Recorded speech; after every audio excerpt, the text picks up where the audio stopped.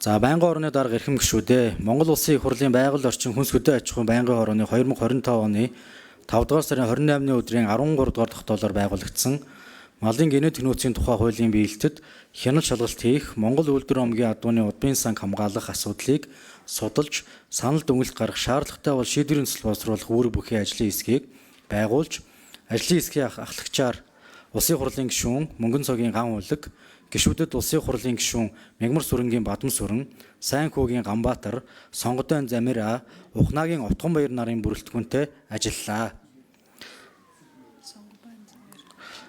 Ажлын хэсгийн танилцуулга санал дүгнэлт холбогдох шийдвэрийн төслийг Монгол Улсын их хурлын тухай хуулийн 22 дугаар зүйлийн 22-ийн 3-ын 13 дахь заалт, Монгол Улсын их хурлын хяналт шалгалтын тухай хуулийн 9 дугаар зүйлийн 9-ийн 5, 9-ийн 6 дахь хэсэгт заасны дагуу бэлтгэн танилцуулж байна. Энэ хугацаанд ажлын хэсэг 4 удаагийн уралдаан зохион байгуулж, байнгын хорооны 2025 оны 14 дугаар тогтоолоор батлагдсан удирдамжийн хүрээнд хүнс хөдөө аж ахуй хөнгөн үйлдвэрийн яамны малын генетик нөөцийн тухай хуулийн хэрэгжилтийн үр дагаврын үнэлгээний тайлан, малын тоо толгой алдан давтрын талаарх татврын ерхий газрын мэдээлэл, малын генетик нөөцийн хуулийн хэрэгжилт гайлын байгууллагын үүрэг оролцооны талаарх гайлын ерхий газрын мэдээллийг тус сонссоо. Түүнчлэн хүнс хөдөө аж ахуй хөнгөн үйлдвэрийн яам, мал эмнэлгийн ерөнхий газар, мал аж ахуй эрдэмжилгээний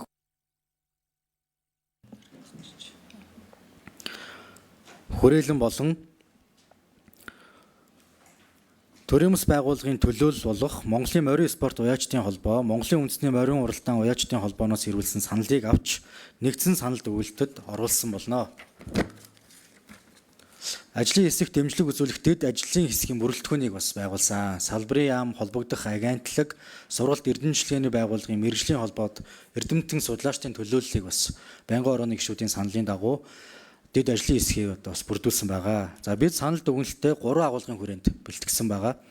Малын генетик нөөцийн тухай хуулийн биелэлтийн талаарх эхний агуулга байгаа. Монгол улс 1993 онд биологийн олон янз байдлын тухай олон улсын конвенцэд нэгдэж, Улсын хурал 2017 онд малын генетик нөөцийн тухай хуулийг баталж, тус хууль 2018 оны 6 дугаар сарын 1-ний өдрөөс үйлчилж эхэлсэн. Хуулийн хэрэгжүүлэх явцад малын генетик нөөцийг бүртгэх, төлөв байдлыг тодорхойлох, тус нөөцийг ашиглах, судлан хөгжүүлэх, хадгалах, хамгаалахтай холбогдсон үйл ажиллагааны хэрэгжилтийг зохион байгуулж иржээ.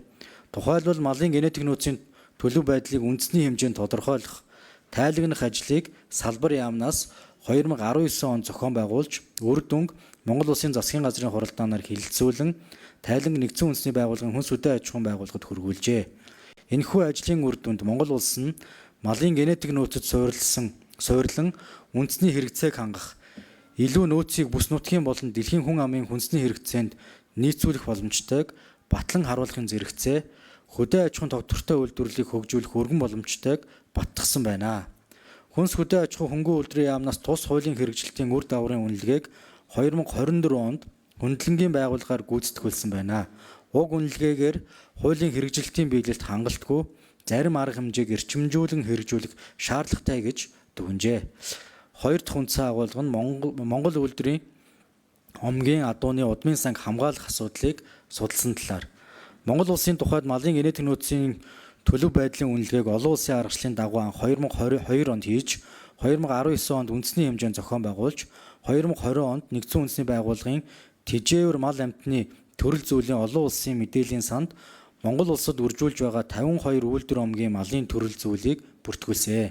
2024 онд уг бүртгэлийг баяжуулж, шинээр үндэсний 7 үйлдвэр омог нутагшуулж буй үйлдвэрийн малын талаарх мэдээллийг бүртгүүлж тайлгнасан.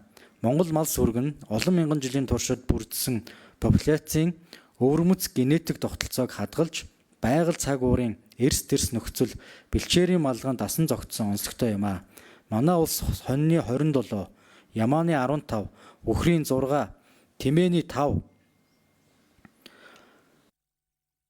адууны 6, нийт 59 үйлдвэр омгийг үндэсний уугуул үйлдвэрээр албан ёсоор баталж өсгөн үржүүлж байна. Монгол үйлдвэр омгийн адуу 2024 оны байдлаар 4.7 сая байгаагаас хээлтэгч нь 37.3%, хээлтүүлэгч нь 3.8%-ийг эзэлж байна. Адуун сүргийн ашиглалтын байдлыг авч үзэхэд нийт адуун сүргийн 52.2%-ийг унлаг махны 10.5%-ийг унлах сүүний, 6.5%-ийг хурдны болон спортын чиглэлээр өсгөн үржүүлж байна. Харин нийт адуун сүргийн 30.8% ашиг шимийн чиглэлийг наривчлан тогтоох шаардлагатай байгаа талаар Монгол улсын малын генетик нөөцийн 2019 оны үндэсний тайланд дүгнсэн байна. Энэхүү дүгнэлт нь адуун сүргийн популяцийн бүтцэд эрсдэл үүссэнийг илэрхийлж байна гэж шинжээчид үзэж байна. Сүүлийн 10 жилийн хугацаанд 23 улсаас Англи, Араб, Ахил, Тхим, Буден, Дон, Орлов, Кабардин, Оросын хатирч, Владимирский зэрэг 10 үйлдвэрийн 5209 толгой адууг импортоор авч ашиглажээ. Үржлийн адуу гадаадаас авах тусгай зөвшөөрлийг 2025 оны эхний хагас жилийн байдлаар 72 иргэн аж ахуй нэгж эзэмшиж байна. Малын генетик нөөцийн тухай хууль болон Монгол Улсын засгийн газрын 2022 оны 92 дугаар тогтоол, Хүнс хөдөө аж ахуй хөнгөн үйлдвэрийн сайдын 2022 оны А144 дугаар тушаалаар төрөл бүрийн үйлдвэр омгийн малыг үржүүлэх, бүс байршлыг тогтоох тухай шийдвэрийн хүрээнд гадаад улсаас сайжруулагчаар оруулж ирсэн цэвэр үйлдвэрийн адууг тухайлсан бүс нутаг 5 төрлийн малын үржлийн ажлын стратеги төлөвлөгөөний дагуу үржүүлэх эрх зүйн зохицуулалттай боловч хууль тогтоомжийн шийдвэр практикт хэрэгжихгүй байна.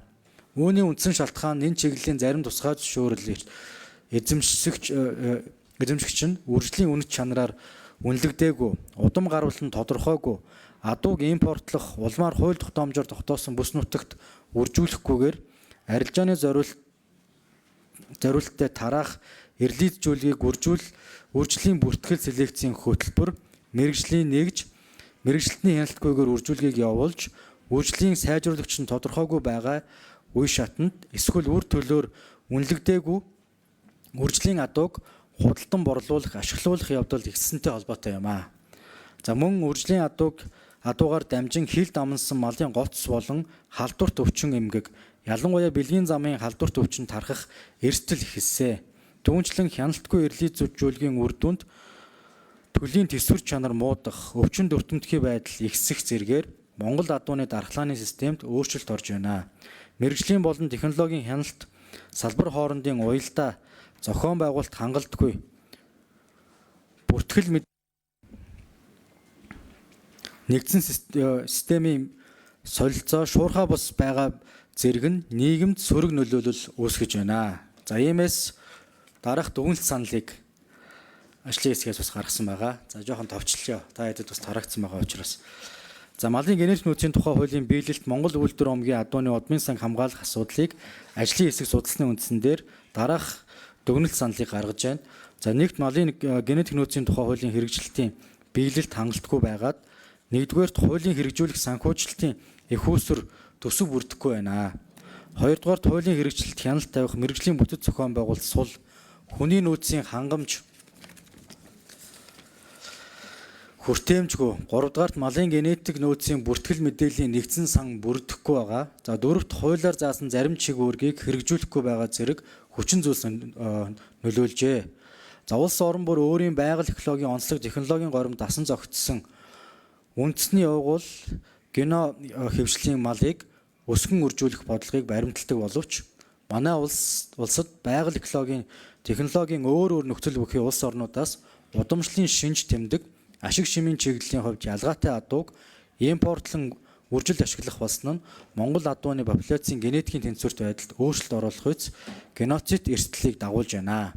Салбарын яам холбогдох шинжилгээ ухааны байгууллага судалгаа тайлан салбарын судлаачид мэргэжлийн холбоодын төлөөлөл малчид орон нутгийн уяачдын санал дүн шинжилгээнд үндэслэн Монгол улсын хилээр гадаад улсаас оруулах үржлийн адуу түүний хөвөрлийн тоо хэмжээг 2026 оноос эхлэн тодорхой хугацаанд хязгаарлан зүйтэй гэж дүгнэлтийг одоо ирүүлсэн байгаа. За ингээд цаашид одоо бас хэрэгжүүлэх тодорхой асуудлуудыг бас энд бас тусгасан байгаа. За ингээд дээрх дүгнэлт саналыг үндэслэн малын генетик нөөцийг хамгаалах чиглэлээр зарим арга хэмжээг авч хэрэгжүүлэх чиглэлийг засгийн газарт хөрвүүлэх нь зүйтэй гэж үзлээ. Малын генетик нөөцийг хамгаалах талаар авч хэрэгжүүлэх зарим арга хэмжээний тухай Монгол Улсын их хурлын тогтоолын төслийг бас боловсруулан бас танилцуулж байна.